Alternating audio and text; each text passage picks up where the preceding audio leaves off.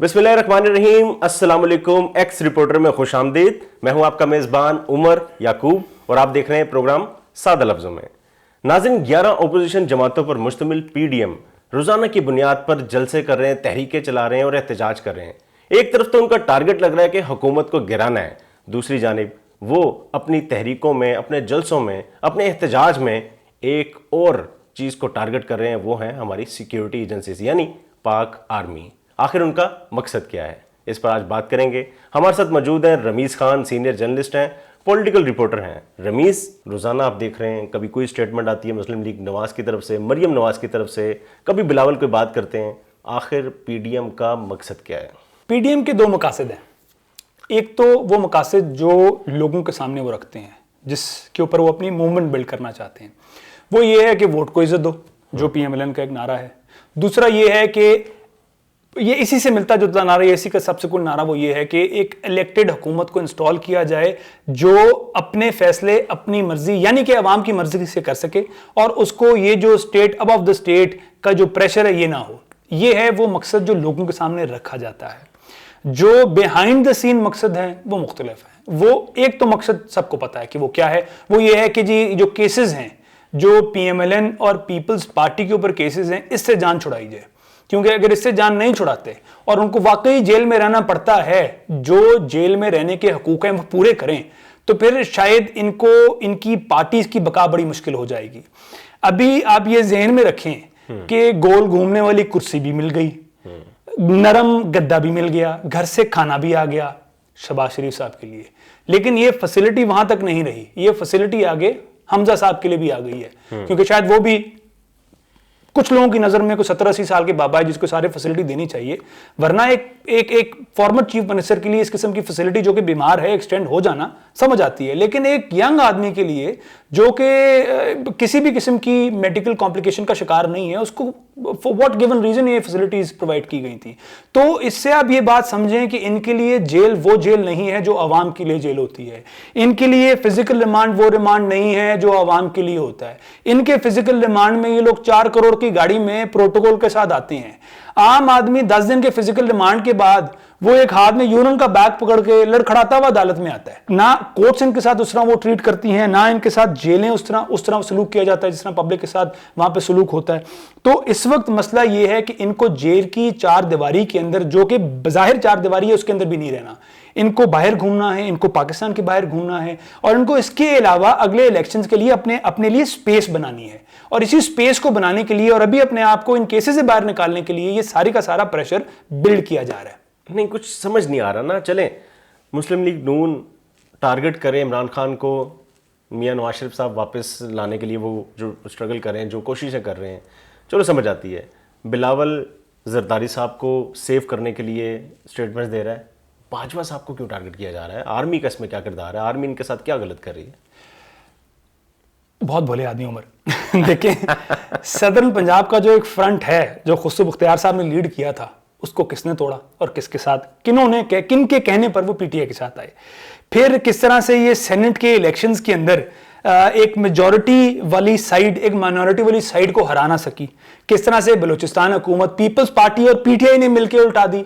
तो ये बहुत सारी ऐसी हकीकतें हैं जो हमारे मुल्क में एग्जिस्ट करती हैं, जिसके हवाले से हम पब्लिकली शायद बात नहीं कर सकते, लेकिन वो दर हकीकत ऐसी चीजें बिहाइंड द सीन ऐसी फोर्सेस काम कर रही होती हैं। लेकिन इनको आउटराइटली पब्लिकली डिस्कस करना, इस किस्म की किसी भी ऐसी बात को इतने बड़े फोरम पे जिसमें आपका दुश्मन बिलखुसूस इंडिया आपके खिलाफ इस्तेमाल कर सके, वो it's a very dangerous game. और अभी जो आपने बात की इसके हवाले में बताऊं कि नून लीग की, स्पेशली नून लीग बहुत खतरनाक गेम कर रही है। और वो गेम क्यों कर रही है, उसे गेम क्या करना चाहती है? वो गेम ये कर रही है कि इतना प्रेशर बिल्ड करो, इतना प्रेशर बिल्ड करो कि उसके 2 नतीजे हो। या तो अगला कहे कि भाई जान छोड़ो, जो चाहिए जो और जाओ, हमें पीटीआई की हुकूमत 5 साल पूरी कराने दो। दूसरा ये है कि with in the ranks army के अंदर विद इन द रैंक्स ये चीज बावर कराई जाए कि भाई आप लोग तो अच्छे हैं, लेकिन ये जो दोष खास ने जो ऊपर बैठे हैं ये नहीं अच्छे। इन्होंने पॉलिटिकल जो है इंजीनियरिंग भी की है, इन्होंने पॉलिटिकल विक्टिमाइजेशन भी की है और लोग अब इनके खिलाफ हैं। हेंस ये कि अगर ये इंस्टीट्यूशन इन 2 लोगों को अपने सर पे रखता है या ये लीड करते हैं तो ये अगले इंस्टीट्यूशन की टोटल इज्जत कॉम्प्रोमाइज होगी। इसलिए पीएमएलएन की तरफ से ये बात आप बार बार सुनते हैं कि उन लोगों के लिए जो इज्जत है, उन लोगों को तो सलूट है, उनको तो सलाम है जो लोग बॉर्डर पे जान देते हैं, लेकिन वो लोग جو کہ سیاسی معاملات میں انٹروین کرتے ہیں، ان لوگوں کے لیے ہمارے دلوں میں کوئی عزت نہیں. اور بالخصوص دو لوگوں کا نام تو بار بار لے چکے ہیں، ایک DGI دوسرے چیف آف آرمی اسٹاف. ان سارے سرکمسٹانسز میں نیشنل انٹرسٹ تو کہیں بھی ان کے لیے معنی نہیں رکھ رہا. عمر اگر آپ total over all political dynamics دیکھیں تو جو PMLN کا انٹرسٹ ہے وہ نیشنل انٹرسٹ ہے، پیپلز پارٹی کے لیے جو پیپلز پارٹی کے انٹرسٹ میں ہے وہ نیشنل انٹرسٹ میں ہے. اب یہ کہہ دینا کہ جو آئیلینڈز ہیں along Balochistan and Sindh borders, ان کو کہ جی ان کی حکومت ان کو فورسلی آکوپائی کر رہی ہے، ان کی انیکسیشن کے لیے کوشش کرنا چاہ رہی ہے. اب یہ دونوں وہ الفاظ ہیں جو ہم انڈیا کے الزام لگاتے ہیں کشمیر کے حوالے سے، انہی دو الفاظوں کو کیوں استعمال کیا گیا پیپلز پارٹی کی طرف سے. اب ایک اور بڑی بات جس پہ مجھے بہت دکھ ہوا، یہ کہہ دینا کہ جی نیب اتنا ظلم کر رہا ہے جتنا گوانتانامو بے بھی نہیں ہوا. مطلب کیا بلاول صاحب کو اندازہ ہے کہ وہاں لوگوں کے ساتھ کس قسم کے مظالم ڈھائے گئے اور کس طرح سے یہ لوگ بات اتنے کھلے منہ کے ساتھ اتنا بڑا جھوٹ بول لیتے ہیں. پھر مریم صاحبہ یہ جو بار بار اس ڈیوائیڈ کو پش فارورڈ کر رہی ہیں کہ اچھی آرمی اور بری آرمی اور اچھے آرمی کے سولجرز اور وہ لوگ جو پولیٹیکل ڈیوائیڈ لے کے آ رہے ہیں، یہ سارے وہی ایجنڈاز ہیں جو ہمارا دشمن یوز کرتا رہا ہے اور اب ان کے سر پہ وہ اس کو دوبارہ دنیا میں اس کو پرپیچویٹ کرنے کی کوشش کر رہا ہے کہ دیکھیں پاکستان کے اندر ایک ڈمی حکومت انسٹال ہے، اس ڈمی حکومت کے پیچھے آرمی بیٹھی ہے، اگر آپ نے ایکچوئل فورسز سے بات کرنی ہے تو وہ PDM ہے، تاکہ وہ فورس آرمی میں بلڈ کرے، اسٹیبلشمنٹ بلڈ کرے، تاکہ اسٹیبلشمنٹ ان کے ساتھ ریکنسائل کرے، ری نیگوشیٹ کرے ٹرمز، اور وہ جتنے بھی کیسز ہیں ان کیسز سے ان کی جان چھڑائی جائے. تو نیشنل انٹرسٹ تو آپ ٹرانسلیٹ کریں کہ PMLN کے جو انٹرسٹ میں وہ ہمارا نیشنل انٹرسٹ ہے، پیپلز پارٹی کے جو انٹرسٹ میں ہمارا نیشنل انٹرسٹ ہے، ہینس وہ جو PDM کے انٹرسٹ میں وہ ہمارے نیشنل انٹرسٹ میں جو وہ لوگ سمجھتے ہیں. اور پبلکلی اگر ہم پبلک کی بات کریں تو انفارچونیٹلی ہم لوگ اتنے میچور نہیں ہیں. جو عمران خان صاحب کی تقریروں سے انسپائر ہیں وہ یہ دیکھتے نہیں ملک میں مہنگائی ہو گئی ہے، جو میٹرو سے اور آرنج لائن سے انسپائر ہے وہ دیکھتے نہیں کہ ملک میں کتنا بڑا دھوکہ کیا ہے. تو ہم نے اپنی سائڈ پکڑی ہوئی ہے اور اس سائڈ کو ہم سپورٹ کر رہے ہیں irrespective کہ ہمارے ملک کے ساتھ کیا ہوتا ہے.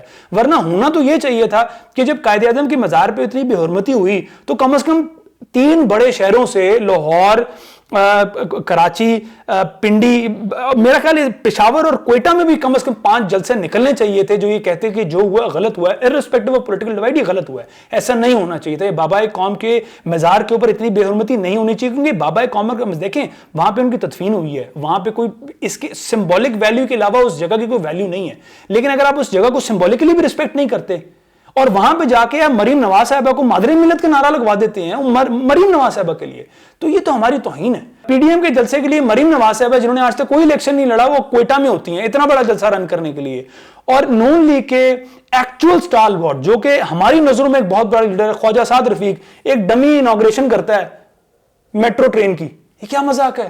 بڑے لیڈرز جو ہیں وہ اس قسم کی موقع ایکٹیویٹیز کر رہے ہیں اور وہ جو صاحبزادگان ہیں اور فیملی ٹری ہے وہ رول کر رہی ہے پیپلز پارٹی کے اندر بھی اور PMLN کے اندر بھی. تو یہ ہمارے لیے بھی یہ سوالیہ نشان ہے کہ ہم لوگ ایز نیشن اپنے ملک کو لے جانا کہاں چاہتے ہیں. میں اور آپ اور یہ سارے لوگ جب تک نہیں کھڑے ہوتے یہ ملک کبھی بھی راہ راست پر نہیں آ سکتا. ویورز سب اپنے بارے میں سوچتے ہیں لیکن اس آزادی کی بڑی قیمت ہے. یہ ملک اتنی آسانی سے نہیں ملا، اس کی خاطر ہمارے بڑوں نے بڑی قربانیاں دی ہیں. امید کرتا ہوں آپ کو یہ ویڈیو پسند آئی ہوگی. مزید ایسی دلچسپ اور معلوماتی ویڈیوز دیکھنے کے لیے ہمارے چینل کو سبسکرائب کریں، لائک کریں اور شیئر کریں. ابھی تک کے لیے اپنے میزبان عمر یعقوب اور رمیز خان کو اجازت دیں اور دیکھتے رہیں ایکس رپورٹر. خدا حافظ.